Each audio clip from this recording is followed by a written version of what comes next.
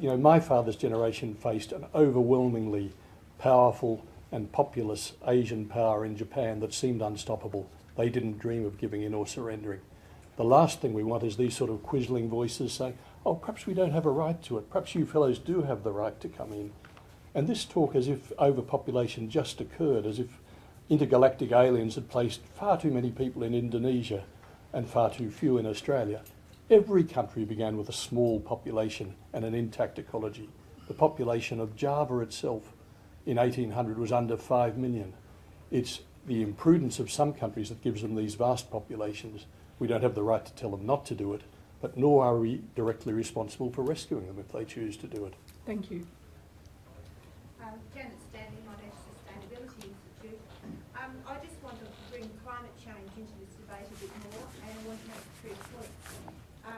The reality is that without a clear climate change policy, our emissions are growing rapidly and continuing to grow, and this is combined with the biggest per capita emissions of, or close to the biggest of any country in the world. Where is our obligation to pour more people in here when we can't control our emissions with what we've got? The second point is that we are looking at substantial biodiversity environmental collapse worldwide, particularly in Australia. Part of this is climate change, part of this is uncontrolled population pressures. The third point I want to make is, if you're talking about population, there's no planning that I know that's going to be, is being done around climate change refugees. In the decades to come, we're going to look at a massive problem around the city of 30 million people is what high risk it'll be underwater. Where are those people going to go? Surely we have a moral responsibility to actually do some planning around this issue and accommodate these people. Thank you. Now there's a gentleman waiting there, and then the lady with the white shirt. Yes, thanks, Graham Millersdorf. Mark, a question I've got for you is, what do you see Australia's population being in 2050, and how do you get there? Okay, I'm going to leave that question. I'll take that notice and we can finish up with that. There you go.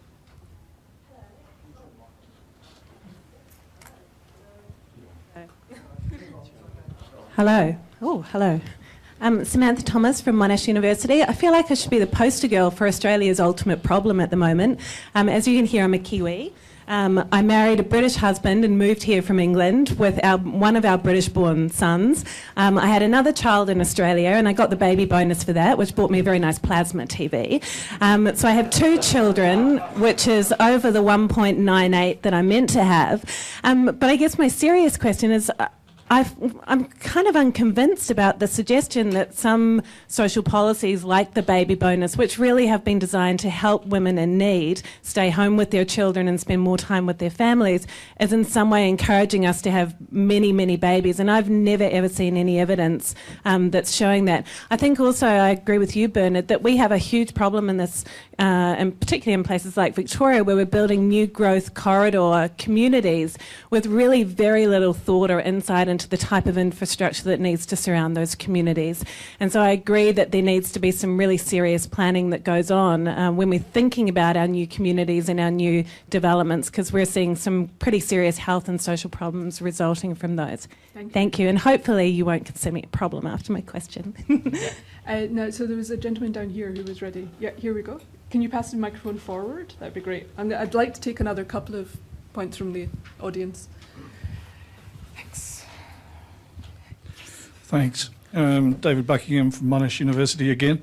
Yes. Could I just come back to the political question that is implicit in all this discussion? Hugh Morgan raised the question of whether we'd have any choice. My understanding is that the focus groups available to both the major political parties at the moment are suggesting that there is actually a very deep-seated community unease with the projected demographic outlook. I've just returned after 6 years in the UK, and in that particular environment you had a situation of open borders to European member states, seeing a massive influx of people from Poland and other countries, creating a very strong domestic backlash that has resulted in the theme of control of borders becoming a crucial domestic political issue. To put the same question that Hugh put, what degree of control will the community allow policymakers and decision makers have in this matter? Yep. Okay, I'll take two more from here and then we'll take these questions. So, gentleman down on the right at the front and the woman behind him. I think we've just got one microphone that's amplifying at the moment.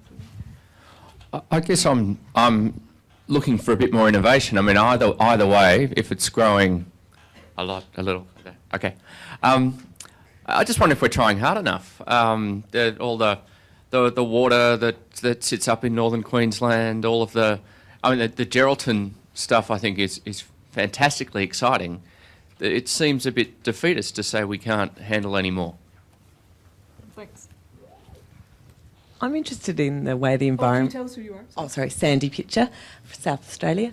I'm interested in the way the environment gets used in this debate, sort of as on both sides of the population debate, if you like. It's used as the reason that we should keep everyone out because our environment can't sustain all of these people.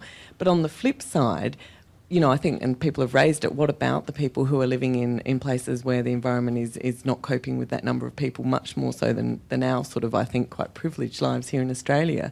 And the whole per capita emissions thing, I think, is so interesting because just as you've said about the Australian population not really necessarily being that comfortable with the growth, I think that is right, but I think it's for, perhaps some questionable reasons, including not wanting to, lose our quality of life, which means that when, we sit down for meals, we're not sort of having food or water shortages or anything. And I'm yet to sort of see us as policymakers and as people in positions actually making some really tough choices around how we do lower consumption. And I think when we start doing that, of course the rub about population is going to be one of the things that's blamed. But are we going to rise above that and actually talk about the real issues about why this is happening, or are we going to sort of use that as the cheap political excuse? Thank you. Gentleman here. Thank you. My name's Saul. I'm from Melbourne. This is obviously, we've spoken about taxation, resources, environment, politics, business, climate. Also like to throw in what sort of an Australia do we want? I went to school in the 90s. There were placards with map of Australia with full in the middle of it. My parents arrived from Asia and Europe in the 60s. They, had their own barricades thrown up in their face. What sort of Australia do we want? The multiculturalism that we so treasure now, what does it mean in 40 years' time when my kids are growing up? Where are the values? Where are the culture? Where is it going to come from them? And I think that's what we all need to look at also. Thank you. And that was a fantastic service at helping me summarise where we've got to so far.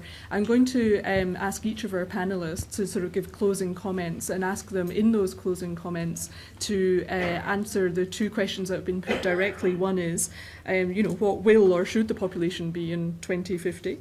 Those are different, obviously. And what might the community accept? Okay, there are more hares running than I can chase down. I do recommend this book as covering the issues, but I also recommend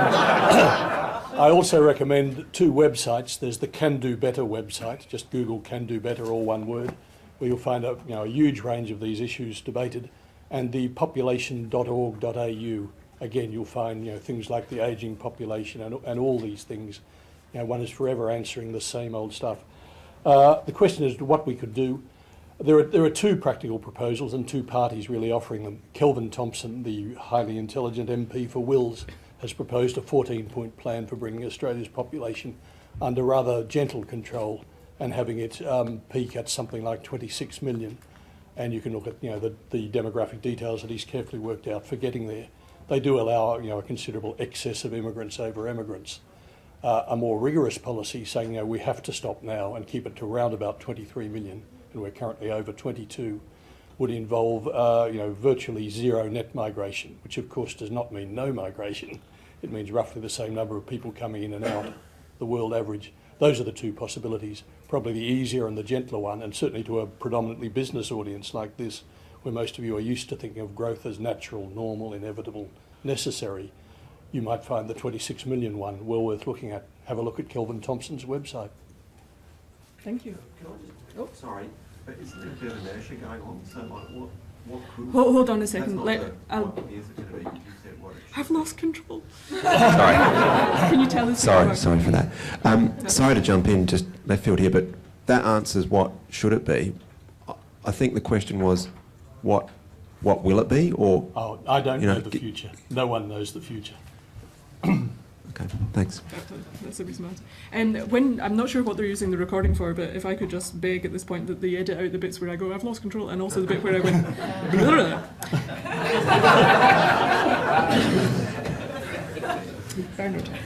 Well, I have a very positive view about Australia. I think Australia is the right place to be over the next 40 years. The world population will go from 6 billion to 9 billion over the next 70 years.